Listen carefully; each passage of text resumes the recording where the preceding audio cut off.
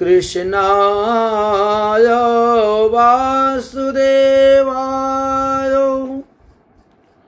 हरये परमात्मने प्रणत क्लेशनाशाय गोविंदाय नमो नमः। सजी भक्तबृंदगण, आगामी कल श्री पवित्र एकादशी व्रत। এই পবিত্র একাদশী ব্রতের পূর্ব দিবস হলো আজকে দশমী। আজকে আমাদের কিছু কর্তব্য কর্ম আছে, যে কর্তব্য কর্ম সম্পর্কে হরিভক্তি বিলাসে বিস্তারিতভাবে বর্ণন করে গিয়েছেন। আমরা হয়তো অনেকেই এ বিষয়ে জানিও নাই বা দেখিও না।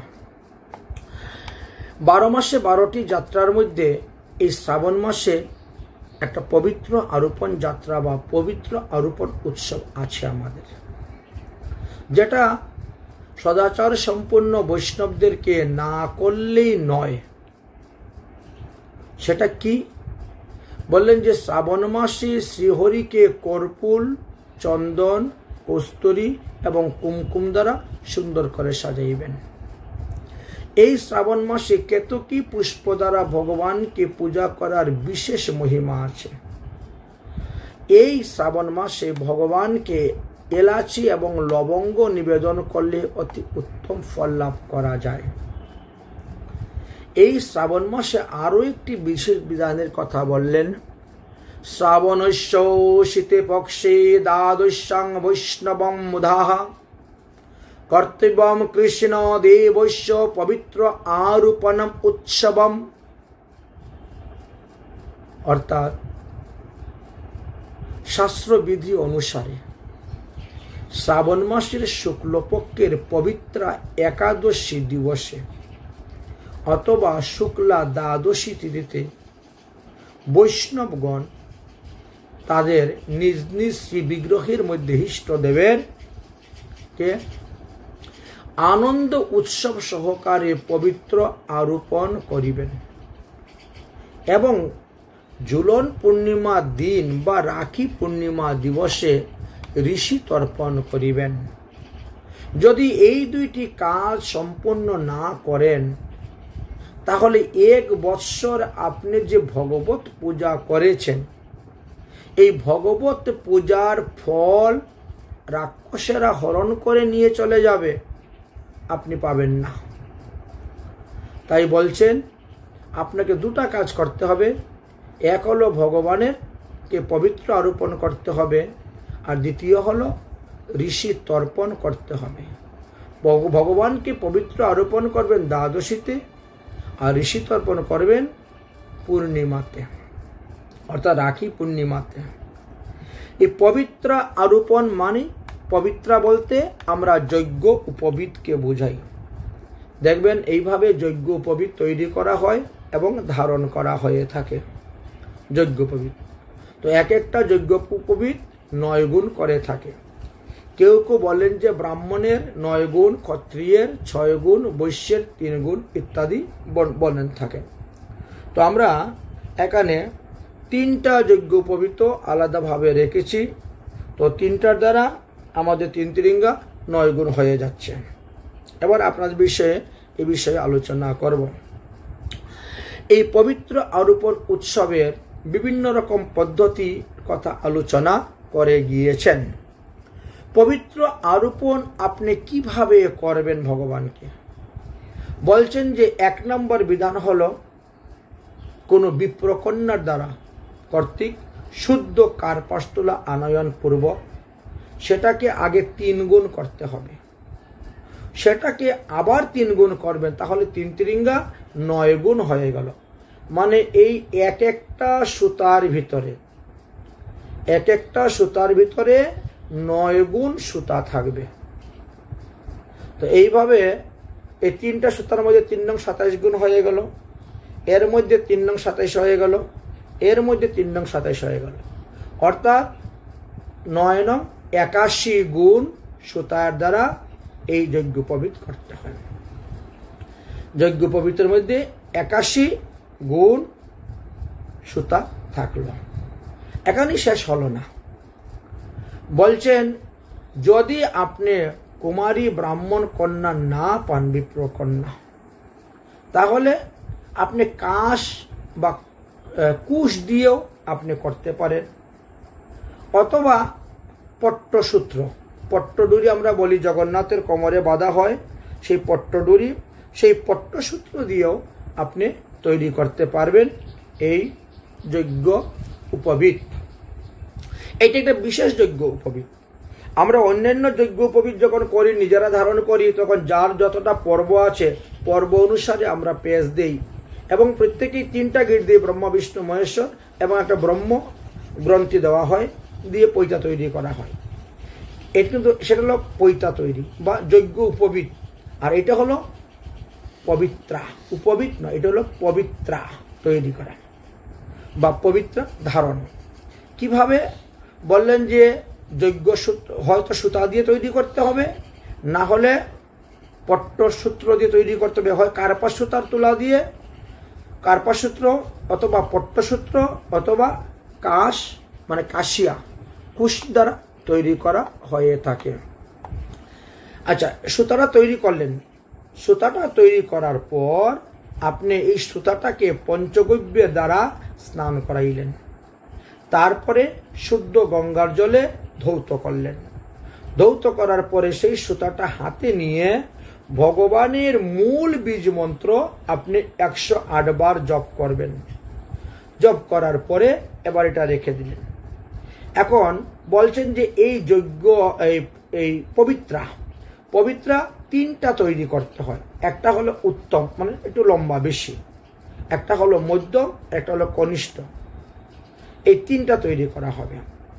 এই যে 3টা পবিত্র আপনি পবিত্রা প্রস্তুত করবেন, তাহলে প্রথম যেটা সব থেকে বেশি লম্বা এটাকে বলা হয় উত্তম। উত্তম পবিত্রার মধ্যে কি করতে হবে? 108টা গিট মারতে হবে। এরকম করে একটা একটা করে আমাদের গিট মারতে হবে 108টা গিট থাকবে সেই উত্তম যজ্ঞ সূত্র পবিত্রের মধ্যে। মধ্যম পবিত্র যেটা হবে সেটা থাকবে 54টা গিট, এবং কনিষ্ঠ পবিত্র যেটা হবে সেটাতে থাকবে 27টা গিট। উত্তম পবিত্রটা আপনার শ্রী বিগ্রহের স্কন্ধে তো দিলেন, একেবারে জানু পর্যন্ত, হাঁটু পর্যন্ত এসে পড়বে সেই পবিত্রটা। লম্বা, এতটা লম্বা হবে, যার বিগ্রহ যতটা বড় আছে তিনি সেরকম পড়াবেন, একদম হাঁটু পর্যন্ত। মধ্যম যে পবিত্র তৈরি করবেন এটা তো 54টা, এইটা থাকবে ভগবানের উরু পর্যন্ত। আর কনিষ্ঠ 27টা গিট দিয়ে যেটা তৈরি করা হবে সেটা থাকবে ভগবানের নাভি পর্যন্ত। এর মধ্যে যদি কেউ মনে করেন সোনা দিতে পারেন, রূপা দিতে পারেন, তামা দিতে পারেন, অথবা পদ্ম ফুলের বীজও আপনি তার মধ্যে মধ্যে দিতে পারেন। ওই যে 2 গিটের মধ্যেখানে পর্ব বলা হয় সেটা। এই সমস্ত বিষয় নিয়ে হরিভক্তি বিলাসের 15 বিলাস আপনারা দেখবেন লেখা আছে, 75 নম্বর শ্লোক থেকে আরম্ভ হয়ে গেছে লেখা আছে। তো শ্রী বিগ্রহ যদি আরো ছোট থাকে তাহলে আপনি 36টা গিট মারেন, আরো ছোট বিগ্রহ হলে 24টা গিট দেন, আরো ছোট বিগ্রহ হলে আপনি 12টা গ্রন্থিযুক্ত পবিত্র প্রস্তুত করতে পারবেন। আপনি যখন এই সুতার মধ্যে গিট দিবেন, এই 9টি সুতা, 9 নং 81টি নাল আছে ওর মধ্যে, যখন আপনি গ্রন্থি দিবেন তখন লক্ষ্য রাখতে হবে এক একটা গ্রন্থি এক এক পর্ব দূর অথবা অর্ধ পর্ব দূর, এবং সবটি গ্রন্থি যেন দূরত্বটা সমান থাকে সেই রকম বজায় রেখে তৈরি করতে হবে। সূত্র দ্বারা প্রস্তুতকৃত এই যে আপনি পবিত্র তৈরি করলেন বা এটা মালা তৈরি করলেন, এটাকে বনমালাও বলা হয়। আবার ভগবানের মস্তকের মটুক থেকে আরম্ভ করে চরণ পর্যন্ত লম্বা করে যদি দেওয়া হয় সেটাকেও বনমালাই বলা হয়ে থাকে। তাই সমর্থ অনুসারে যে যত বেশি এই পবিত্র তৈরি করবেন, করে যে যত বেশি ভগবানকে দান করতে পারবেন তিনি তত বেশি লাভ করতে পারবেন। নবগণিত সপ্তবিংশ সূত্রে আপনার গুরুদেবের জন্য আপনি একটি পবিত্র প্রস্তুত করতে পারেন। আপনার আশেপাশের বৈষ্ণবদের জন্য আপনি পবিত্র প্রস্তুত করতে পারেন। ভগবানের প্রসাদী করে সেগুলি বৈষ্ণবদেরকে দান করা হয় এবং বৈষ্ণবরা ধারণ করবেন। এই পবিত্র ধারণের ক্ষেত্রে বললেন যে ব্রাহ্মণ হোক, ক্ষত্রিয় হোক, বৈশ্য হোক, শূদ্র হোক, তাতে কিছু নয়, তিনি বিষ্ণু মন্ত্রে দীক্ষিত, সদাচারী এবং প্রসাদভোজী হতে হবে। যাদের উপনয়ন সংস্কার হয়েছেন তারাও ধারণ করতে পারবেন। যাদের উপনয়ন সংস্কার হয় নাই কিন্তু তিনি সদাচারী, প্রসাদভোজী, নিত্য ভগবানকে ভোগ দিয়ে প্রসাদ পান, তিনিও এই পবিত্র তৈরি করে ভগবানের গলায় দিয়ে অর্পণ করে তারপরে নিজে সেই প্রসাদই পবিত্র রূপে ব্যবহার করতে পারবেন।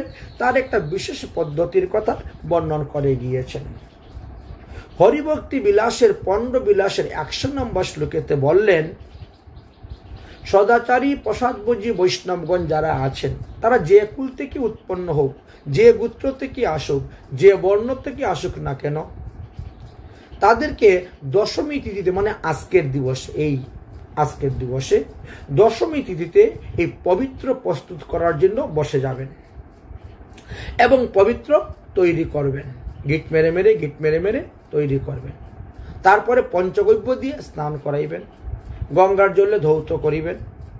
তারপরে হলুদ, কুমকুম, অষ্টগন্ধা, চন্দন, কেশর চন্দন, শ্বেত চন্দন, অগুরু, গোলাপ জল দিয়ে ধৌত করবেন। এবার ধূপ জ্বালাবেন। যদি ধূপ থাকে তো ভালোই, নাহলে ধূপকাঠি জ্বালালেন, ধূপ জ্বালালেন। ধূপ জ্বালিয়ে ধূপের উপরে এই পৈতাগুলো ধরে আপনি রাখলেন। রেখে ধূপের ধুমার যে সুঘ্রাণ তার দ্বারা এটাকে সুবাসিত করলেন। সুবাসিত করার পরে একটা সাদা কাপড়ের মধ্যে বেঁধে এটা রুদ্রে রেখে দিলেন যাতে সমস্ত সুতাগুলি ভালো করে শুকিয়ে যায়। এবার আপনি একটা বাঁশ কেটে নিয়ে আসলেন। বাঁশের একটা চুঙ্গা, এই যে পর্ব থাকে, পর্ব সমানে গাইট, বাঁশের গাইটের এখানে আপনি কেটে দিলেন। দিয়ে ওই সমস্ত পবিত্রগুলাকে এবার আপনি ওই বাঁশের চুঙ্গার ভিতরে ভরে দিলেন। ওর ভিতরে ভরে এবার আপনি কি করলেন, ওটা ভগবানের চরণের পাশে রাখলেন। অথবা আজকের দিবসেও একটা বিধান আছে অধিবাস দেওয়ার। কালকে যেহেতু একাদশী, পবিত্র আরোপণ একাদশী ব্রত, পবিত্র একাদশী, এই জন্য আজকে অধিবাসের বিধান। সন্ধ্যার সময় যদি আপনি অধিবাস দেন, ব্রহ্মকটে স্থাপন করেন, তাহলে ওই বাঁশের চুঙ্গা সহ যে পবিত্রগুলি আপনি তৈরি করেছেন ওইগুলা ওই ব্রহ্মকটের পাশে রাখবেন। আর যদি অধিবাস দেন না তাহলে সেটা ভগবানের শ্রী বিগ্রহের চরণের পাশে রেখে দিবেন। হরিভক্তি বিলাসে তার মন্ত্র দিয়ে গিয়েছেন। রাখার সময় আপনি কি মন্ত্র বলবেন? মন্ত্রটি হলো ক্রিয়ালোপ বিঘাতার্তম যত্নাং তং বৃহিতম প্রভো ময়েতং ক্রিয়তে দেব তব তুষ্টং পবিত্রাকম নমে বিঘ্নো ভবেতি ততেরম করুণাত দয়ং মহি সর্বতা দয়র্তা বিষ্ণু মমত্বং পরমাগতি। তারপরে আপনি কি করবেন? শ্রী বিগ্রহ বা ব্রহ্মকটের চতুর্দিকে আপনাকে 21টা দ্রব্য রাখতে হবে। 1 নম্বরে দন্তকাষ্ঠ, 2 নম্বরে গঙ্গা জল, 3 নম্বরে কুশ, 4 নম্বরে গঙ্গা মৃত্তিকা, 5 নম্বরে হরিদ্রা, 6 নম্বরে কুমকুম, 7 নম্বরে গুরুচনা, 8 নম্বরে পাদুকা যুগল, 9 নম্বরে শুভ্র ছত্র, 10 নম্বরে চামর, 11 নম্বরে ব্যঞ্জন, 12 নম্বরে জব, 13 নম্বরে গম, 14 নম্বরে ধান, 15 নম্বরে দুব্বা, 16 নম্বরে সরিষা, 17 নম্বরে পান, 18 নম্বরে সুপারি, 19 নম্বরে পঞ্চামৃত, 20 নম্বরে হরিতকি আর 21 নম্বরে দক্ষিণা। এই ব্রহ্মকটের চতুর্পাশে অথবা ভগবানের শ্রী বিগ্রহের চতুর্পাশে আপনাকে ওই সমস্ত দ্রব্য স্থাপন করিতে হইবে। আপনি পৃথক পৃথক পাত্রেও স্থাপন করিতে পারেন, অথবা একটা বরুণ ডালা বা কুলার মধ্যেও সেইগুলা স্থাপন করিতে পারেন। তারপরে আপনি নির্মলিখিত মন্ত্র, আমরা বলতেছি যে মন্ত্রটা, সেই মন্ত্রটা উচ্চারণ পূর্বক ওই বাঁশের চুঙ্গা থেকে এবার ওই পবিত্রগুলাকে বাহির করলেন। বাহির করি আপনি মন্ত্র বললেন, ওম সংবৎসরস্য যোগাধ্য পবিত্রম করুণাভূ বিষ্ণুলোকং পবিত্রাদ্যম আগচ্ছেহ নমস্তুতে। অতঃপর এই যে সুতার তিনটা গুণ, ত্রিগুণাতে সুতা, ব্রহ্মা বিষ্ণু মহেশ্বরে পূজা করিবেন। আতপ চাউল, চন্দন, হলুদ এবং সাদা ফুল দিয়ে নবগণিত সূত্রের 9 জন দেবতার পূজা করিতে হইবে। প্রথম সূত্রে প্রণব, দ্বিতীয় সূত্রে বায়ু, তৃতীয় সূত্রে অগ্নি, চতুর্থ সূত্রে ব্রহ্মা, পঞ্চম সূত্রে নাগ, ষষ্ঠ সূত্রে চন্দ্র, সপ্তম সূত্রে সূর্য, অষ্টম সূত্রে শিব এবং নবম সূত্রে মহেশ্বর পূজা করলেন। এক একটা গ্রন্থি পূজা করার সময় গ্রন্থির অধিষ্ঠিত দেবতার নাম উচ্চারণ করে আপনি মন্ত্র বলবেন। ওম ক্রিয়ায়া নমঃ 1 নম্বর, 2 ওম পুরুষে নমঃ 3 নম্বর, ওম বিরাহা নমঃ 4 নম্বর, ওম চতুর্থে নমঃ 5 নম্বর, ওম অপরাজিতা নমঃ 6 নম্বর, ওম জয়া নমঃ 7 নম্বর, ওম বিজয়া নমঃ 8 নম্বর, ওম মুক্তিদা নমঃ 9 নম্বর, ওম নবমে নমঃ 10 নম্বর, ওম দশমে নমঃ 11 নম্বর, ওম মনোময়ী নমঃ 12 নম্বর, ওম সদাশিবা নমঃ 13 নম্বর, ওম সর্বতোমুখী নমঃ 14 নম্বর, ওম চিত্রাঙ্গ নমঃ 15 নম্বর, ওম বিচিত্রে নমঃ 16 নম্বর, ওম লাবণ্যে নমঃ 17 নম্বর, ওম সুত্রেতম নমঃ 18 নম্বর, ওম লক্ষ্মীপদে নমঃ 19 নম্বর, ওম নিবৃত্তরূপী নমঃ 20 নম্বর, ওম বেগগামী নমঃ 21 নম্বর, ওম শ্রীশা নমঃ 22 নম্বর, ওম দিব্যস্পতে নমঃ 23 নম্বর, ওম কর্ণয়ু নমঃ। এইভাবে বলে আপনি পূজা করলেন। আপনার হরিভক্তি বিলাসের 15 বিলাসেই দেখতে পাবেন সেই মন্ত্রগুলা দেওয়া আছে। তারপরে বললেন যে উত্তম পবিত্রটা হাতে নিবেন, মানে 108টা গির দিয়ে যে পবিত্রটা তৈরি করেছেন নিয়ে মন্ত্র বলবেন। 112 নম্বর মন্ত্র, হরিভক্তি বিলাস 15 বিলাসের 112 নম্বরে শ্লোকে মন্ত্র দেওয়া আছে, উচ্চারণ করবেন পবিত্র হাতে নিয়ে। ওম সর্বাবরণম চিত্রাঙ্গৌ সর্বদেব নমস্কৃতম লাবণ্য রূপং বিশ্বত্মনম জ্যেষ্ঠং সূত্রং সমাশ্রয় বলে এটাকে রাখলেন।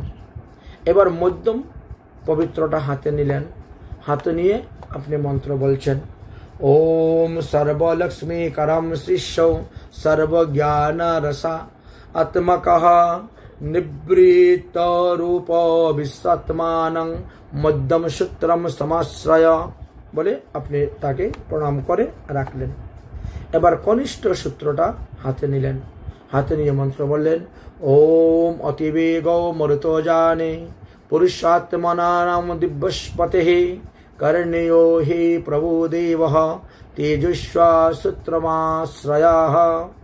তাহলে 3টা সূত্রকে আপনার পূজা করা হলো, 3টা সূত্রকে আপনি প্রণাম করলেন। এবার কি করবেন, এই 3টা সূত্র ভগবানের দক্ষিণ হস্তে দিবেন বা বন্ধন করবেন। পট্ট সূত্র দ্বারা হোক, পট্ট ডরি দ্বারা হোক দিলেন, দিয়ে আপনি মন্ত্র বলবেন কি, হরি ওম নমঃ সংবৎসর কৃতা অর্চায়াম সম্পন্নম ফল দহয়পিয়ত পবিত্রং কর্ণায়ত এতৎ কৌতুকং ধর্মে নমঃ তারপরে আপনি ভগবানকে প্রণাম করবেন। আগচ্ছ ভগবান ঈশ্বর বিধিং সম্পূর্ণ কারক প্রাতঃস্বাং পূজয়া স্বামী সন্নিধম কুরু কেশবঃ। অতঃপর ভগবানের নিকটে আপনি প্রার্থনা করবেন, বিষ্ণু তেজস সম্ভুবম রম্যে সর্বপাতকম নাশনম সর্বকাম প্রদং দেব তবাঙ্গ ধারয়ামজ্জম। এবার এই যজ্ঞ সূত্রগুলি এবার ভগবান শ্রীকৃষ্ণের হাত থেকে খুললেন, খুলে ভগবান শ্রীকৃষ্ণের চরণ কমলের সান্নিধ্যে আপনি রাখলেন। রাখার পরে আপনাকে একটা মন্ত্র বলতে হবে, যেটা হরিভক্তি বিলাসের 15 বিলাসের 115 নম্বর শ্লোকে আপনারা দেখতে পাবেন। উগ্রং বীরং মহাবিষ্ণুম জ্বলন্তম সর্বতোমুখম নিঃসিংহং বিষ্মম ভদ্রম মৃত্যুং মৃত্যুম নমাম্যহম। তারপরে আপনারা আরতি করবেন, ভগবানের স্তুতি বন্ধন আদি করবেন এবং পুষ্পাঞ্জলি সমর্পণ করিবেন।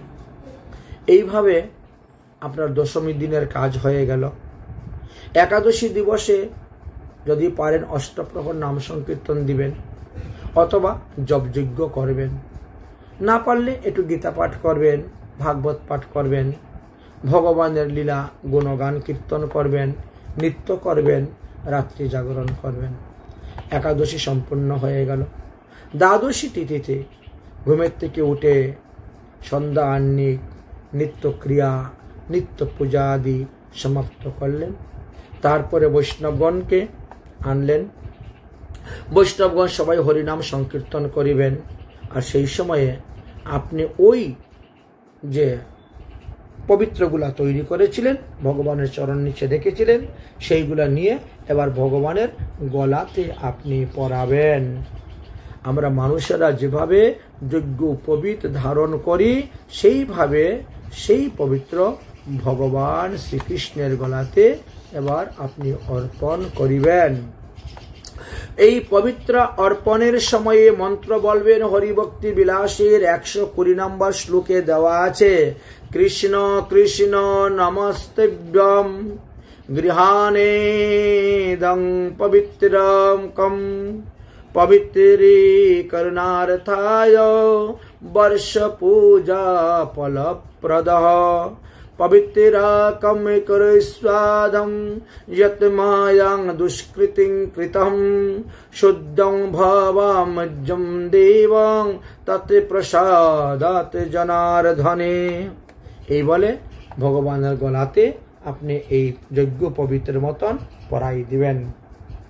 ভগবানের নিকটে প্রার্থনা করিবেন, বনমালা যথা দেবং কৌস্তুভ্যম সততং হৃদি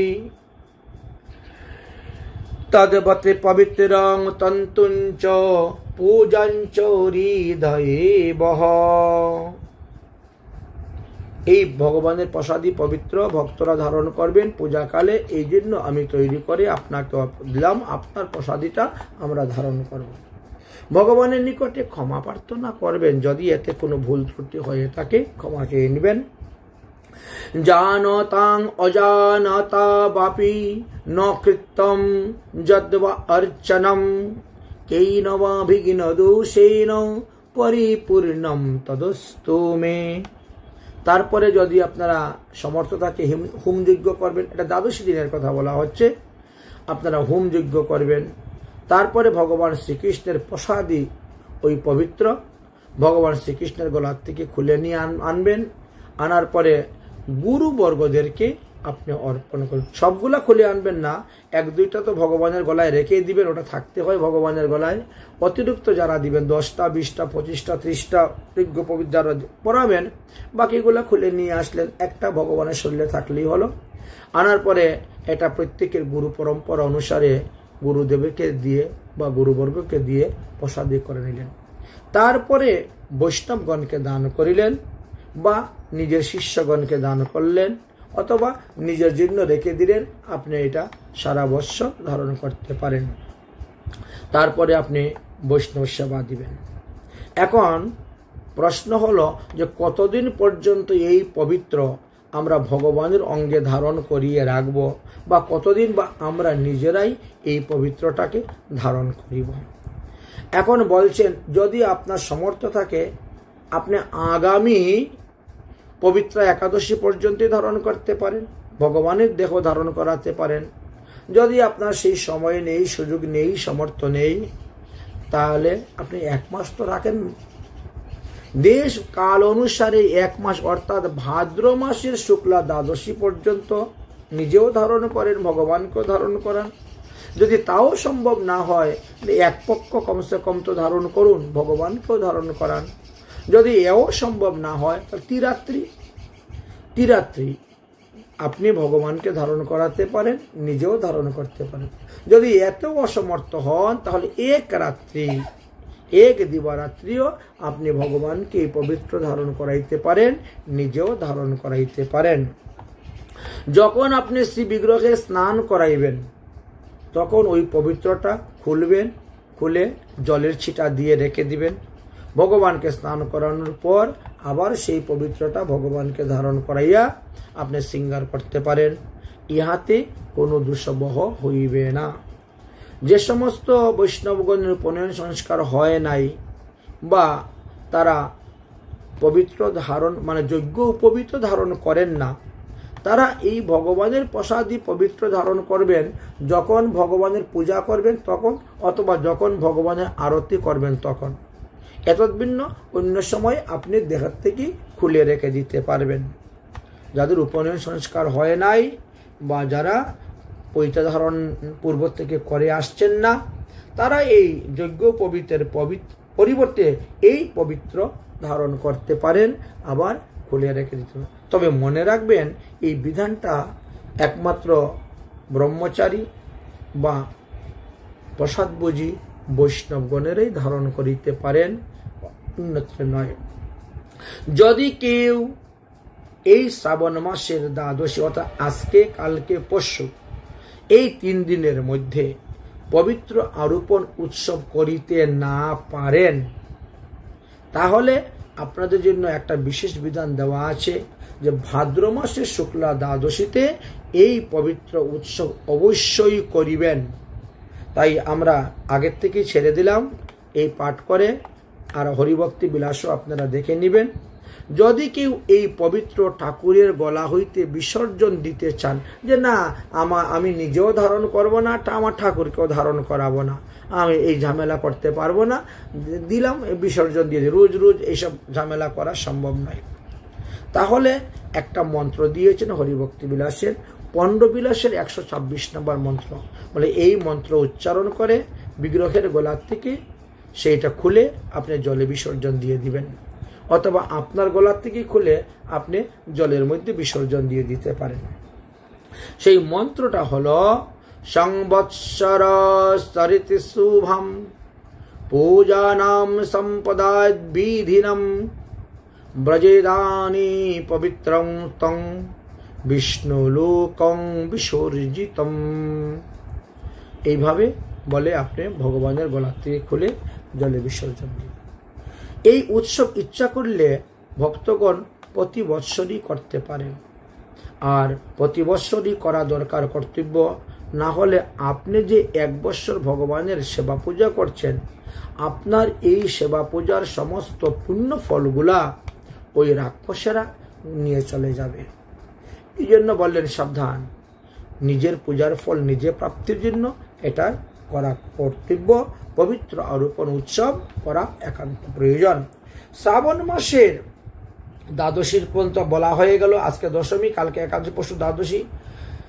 তারপরে পূর্ণিমা দিবসে অর্থাৎ রাখি বন্ধন উৎসবের দিবসে আপনারা ভগবানেরও দক্ষিণ হস্তে রাখি বন্ধন করাইবেন, আর ভগবানের প্রসাদী রাখি নিয়ে প্রত্যেককে নিজের হাতে ধারণ করিবেন। এতে সর্বত্র জয়লাভ করবেন। কিন্তু একটা কথা মাথায় রাখবেন, প্রতিপদ দিবসে কিন্তু রাখি বন্ধন করা নিষিদ্ধ আছে।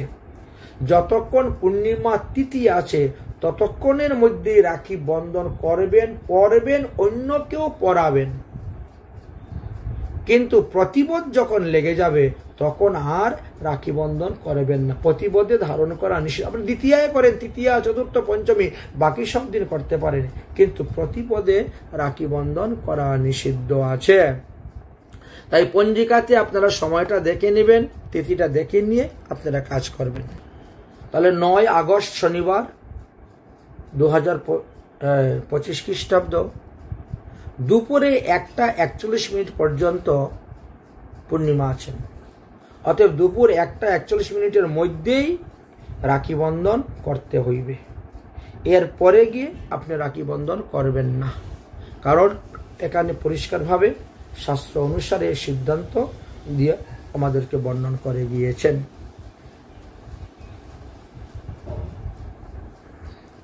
এই শ্রাবণ মাসে যারা দীক্ষা গ্রহণ করবেন তারা সমৃদ্ধি লাভ করতে পারবেন এবং পূর্ণ আয়ু প্রাপ্ত লাভ করতে পারবেন।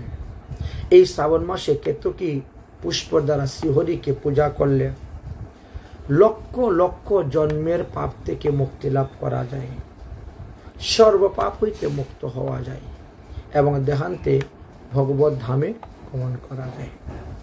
এই শ্রাবণ মাসের কেউ কেউ তো আজকে থেকেই রাধাকৃষ্ণকে ঝুলাতে শুরু করেছেন, কারণ এটা হলো গন্ধর্ব বিহিত ঝুলন যাত্রা আজকে থেকে আরম্ভ হয়ে গেছে। আর আগামী করল একাদশী থেকে পূর্ণিমা পর্যন্ত যারা ঝুলাবেন তারা দেবরাজ ইন্দ্রাদি দেববিহিত ঝুলন যাত্রা হইবে। তো যাই হোক, ঝুলন যাত্রার তত্ত্ব কথা আমরা আগেই বর্ণন করে দিয়েছিলাম আপনাদেরকে, এবং রাখি পূর্ণিমার কথাও আগেও আলোচনা করা হয়েছে, আজকেও কিঞ্চিত আলোচনা করলাম। তো বিশেষ বিধি পবিত্র আরোপণ। পবিত্র আরোপণ উৎসবের এটি ভগবানের অত্যন্ত প্রিয় একটা উৎসব। এটা সকলের করা কর্তব্য। যে যতটা পারেন, যেভাবে পারেন ততটাই করবেন। রাধে রাধে।